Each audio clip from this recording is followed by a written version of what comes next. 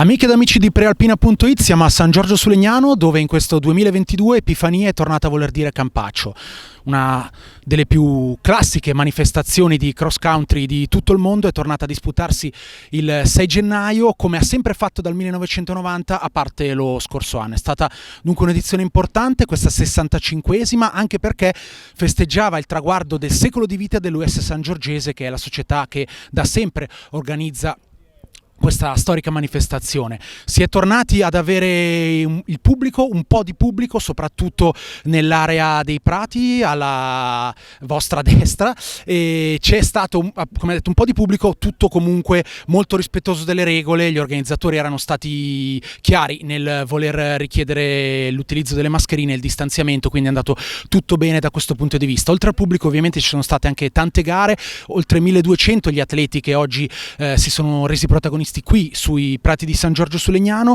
Gare che sono iniziate alle 9:15, che sono finite da poco, gare che sono culminate con la prova senior femminile e la prova senior maschile. Prova senior femminile che è stata vinta dall'etiope David Seyaum, etiope che ha fatto sostanzialmente una gara di testa al pari delle sue compagne di podio, l'Eritrea Gebre Ioannes e la keniana Chebet. Diciamo che sono state loro tre sempre davanti, con anche Nadia Battocletti fino praticamente all'inizio dell'ultimo giro. Poi un sfortunato chiodo che le è arrivato sulla gamba l'ha costretta a perdere un po' terreno. La Battocletti ha poi chiuso sesta e la Seyaum ha vinto con una grandissima progressione finale ottenuta negli ultimi 500 metri, tagliando il traguardo con un secondo di vantaggio sull'etiope Gebre Ioannes. È stata sempre di marca etiope anche la gara maschile, con Yune Adisu che ha tagliato il traguardo per primo davanti a ben tre keniani, Kiplagat, Serem e To.